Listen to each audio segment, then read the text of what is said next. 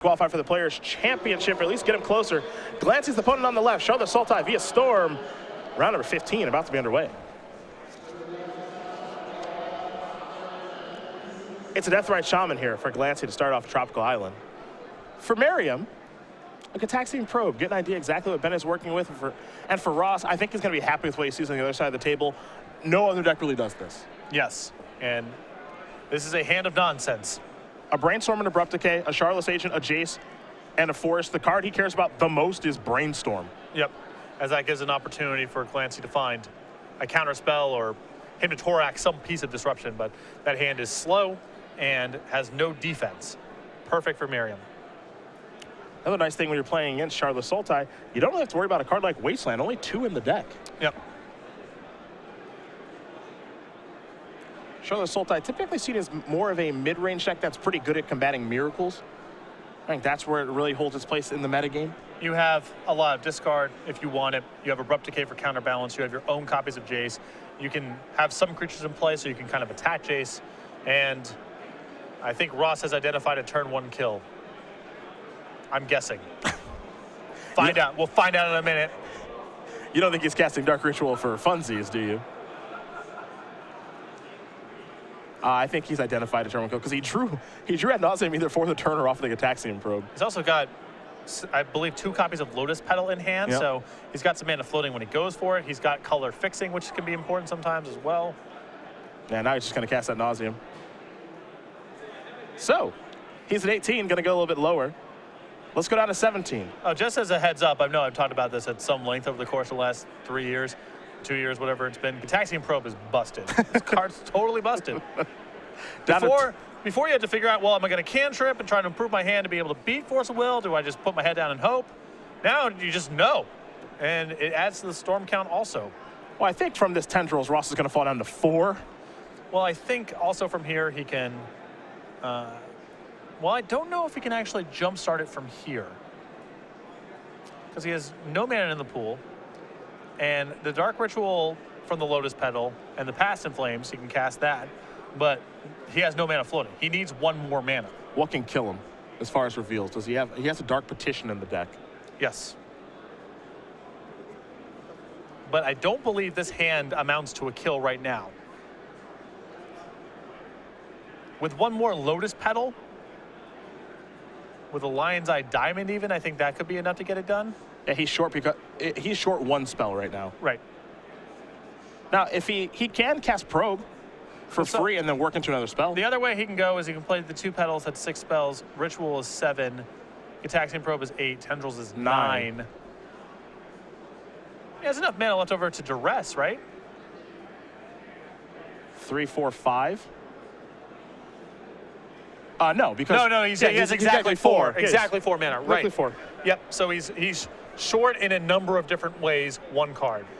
Keep it going, Sweetness. Bang, that'll do it. Yeah, that's just a spell that he can cast for free. Yep. Lion's Eye Diamond, that's spell 5. Petals 6, petals 7.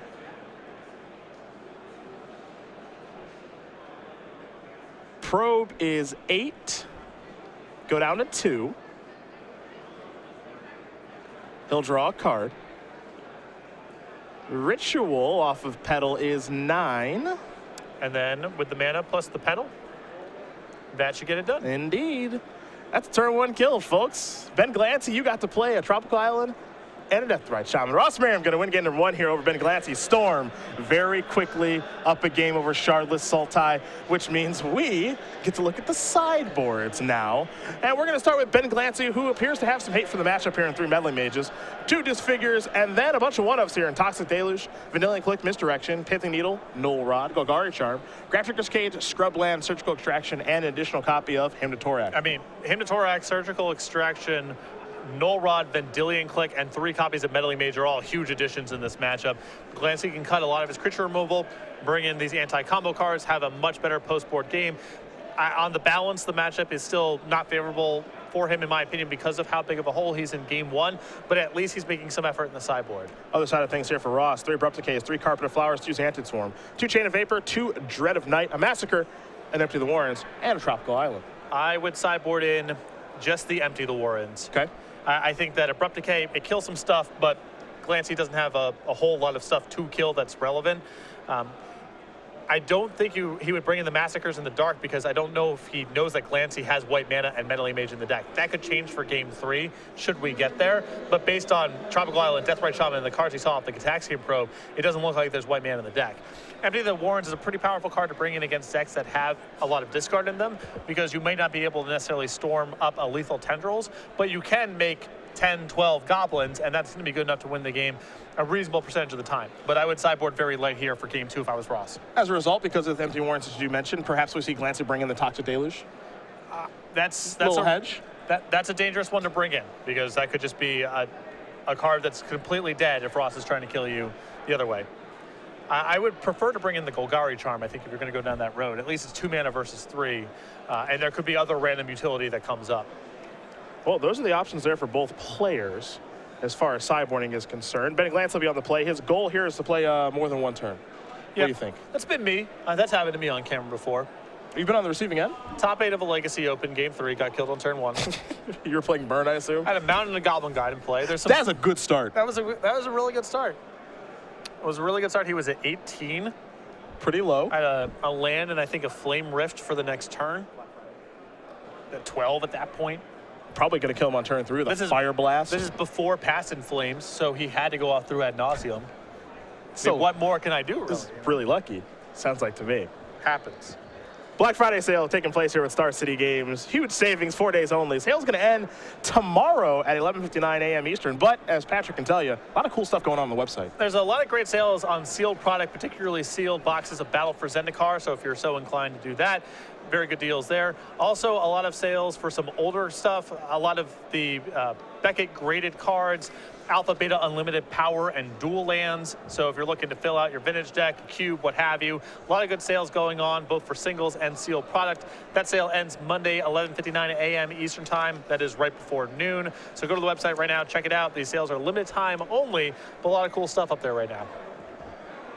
Game number 2 about to be underway here between Glancy and Merriam. Ross Merriam, the player you probably know best here, number 8 on our Season 4 leaderboard, looking to head back to the Players' Championship where he did make a deep run. It was a lot of fun to watch him play, especially that epic match against Reed Duke. For Merriam, this is, I don't want to say it's the year of Ross Merriam because a lot of players have had a great year here in 2015, but it's been a pretty impressive one so far. Yeah, he's starting to transition a lot of the success that he's seen on the Open Series into Grand Prix and Pro Tours. He has been grinding really hard, both at the Open Series and the Grand Prix circuit.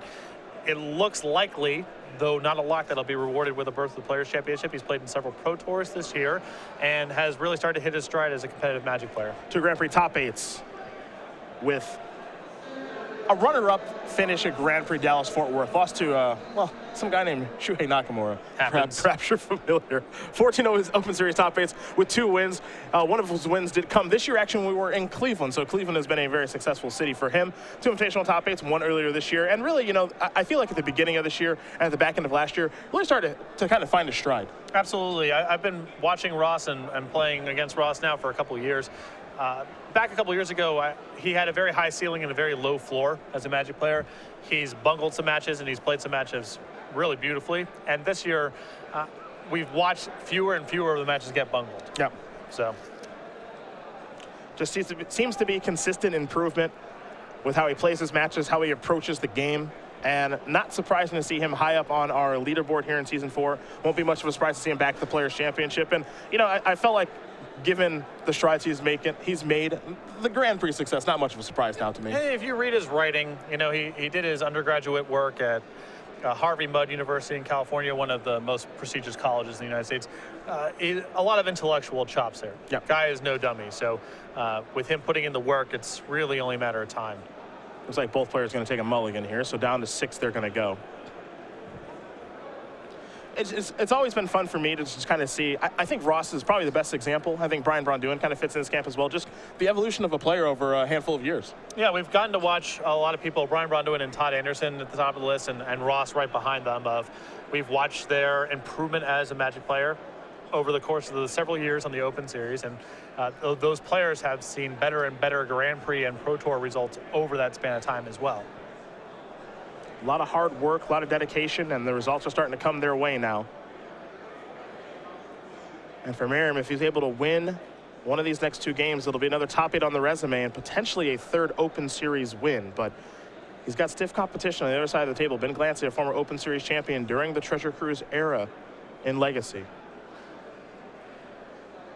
And he'd like to make another top 8 too. His goal right now is to play more than 1 turn, though he does have a Force of Will along with a Brainstorm in hand, so perhaps the protection that he's looking for. Though he will be taking a mulligan down to 5 here. And it looks like Merriam's going to keep. This is a very difficult matchup for Charlotte Soltag. At least post-board, he's got some weapons. Yeah. Game 1, it's basically just Force of Will and him to Torak, and he's only got 2 hymns. So that's not going to be enough to put up a fight very often. Here, he can slow the game down. He's got more discard. Meddling Mage can also contribute to slowing the game down. And then Liliana the Veil can become a weapon. You plus that, start attacking Ross's hand. So 5 cards is definitely not a good starting point for Glancy, but at least he has a real deck post-board as opposed to game 1 where it's very few impactful cards. We'll see what 5 he can find.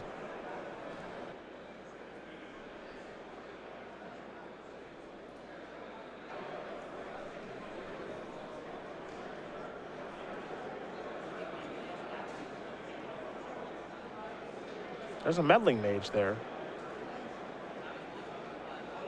Looks like he's going to reluctantly keep. Both players are going to scry.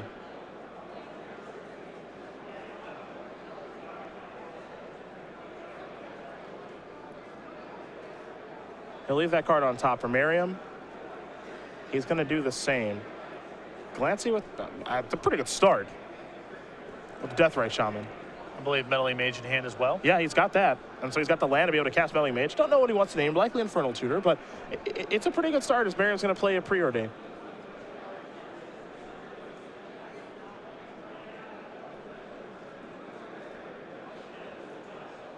Ross going to figure out what he wants to do with the Scry here in just a moment.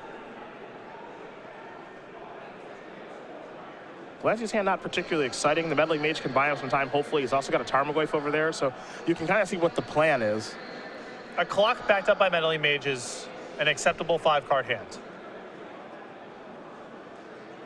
There's also a Shardless Agent in hand, too, and that could hit anything. Merriam's going to put the 2 cards to the bottom. Now he'll draw. He'll pass the turn back over to Glancy. Glancy will take a draw step. Marsh Flats, big draw there. I'm curious what he wants to play this turn. Does he want to use all of his mana for Shardless Agent?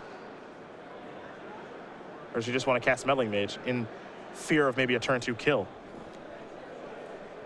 Well, Shardless Agent has a reasonable chance of disrupting a turn 2 kill, as it can find something like Thoughtseize or Hymn to Torak. It also could find a blank one like Deathrite Shaman and Tarmogoyf. Yeah, it's risky.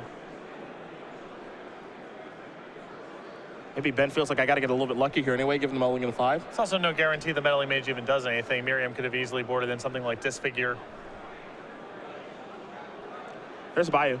Most of Glancy's hits here are really good. It's Ancestral Visions or discard spells for the most part. It's more mana efficient this way. If he draws a land next turn, he has the ability to put Meddling Mage and Tarmogoyf onto the table.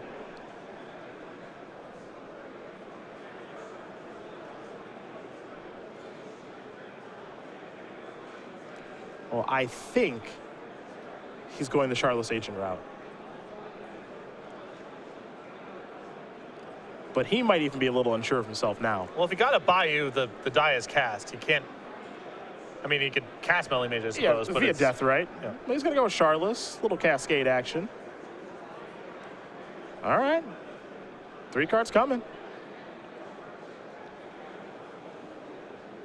That'll undo a mulligan to 5 real quick. Thoughtseize, Wasteland.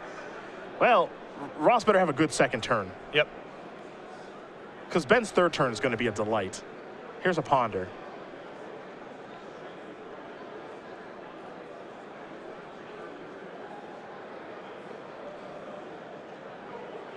For Ben Glancy, on the third turn, we can see Thoughtseize, Meddling Mage, Wasteland you. Yeah. And that might be too much to come back from. Ross already down a card from the mulligan, Yeah. too, and this deck is about amassing a critical mass of resources to be able to do its thing. So those kind of 1-for-1 trades are really rough.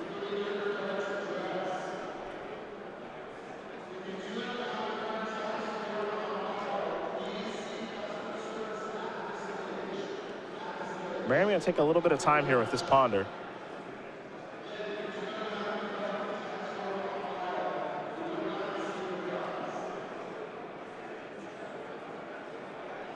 He's going to keep it.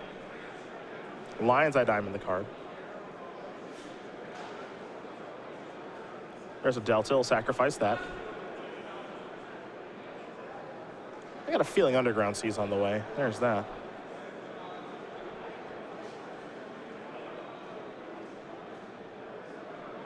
What we don't know is if Merriam has the tools to go off here on turn 2. We saw turn 1 kill just the last game, and we know how explosive Storm can be.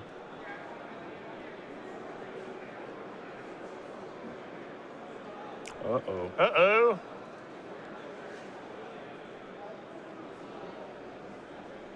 I mean, if you kept Lion's Eye Diamond off of a ponder and then start making some moves here. It's showtime. He's reaching for the toys.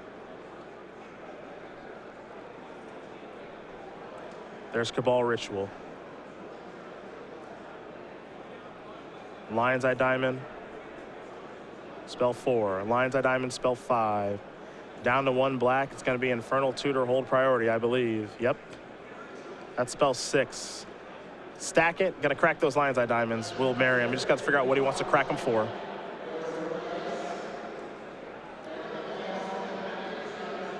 He'll add 3 red, 3 blue. Yeah. One black's good enough to start him up. Passing Flames, maybe? Well, if he's doing this, then he's going for passive plays because he can't cast Ad Nauseam right now. Yep.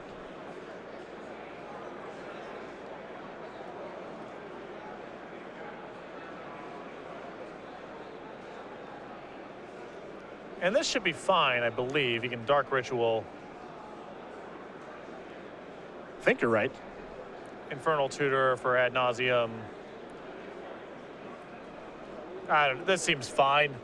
This is close enough. Yeah, I always have to check with myself. I've been here long enough to know when it's close enough. Spell count won't be a problem. We know that. Infernal Tutor, 4 mana left. Tendrils. That is going to do it. Ross Merriam going to win this match here over Ben Glancy, 2-0. Storm is going to take care of Charlotte Sultai. It's a tough pairing there for Glancy at the end of the tournament. And if he got to untap, I actually think he's a big favorite to win that game. Yeah, I mean, he can cast Meddling Mage there. It's way less mana efficient. It's no guarantee that it survives, and there's no guarantee that it's even a piece of disruption.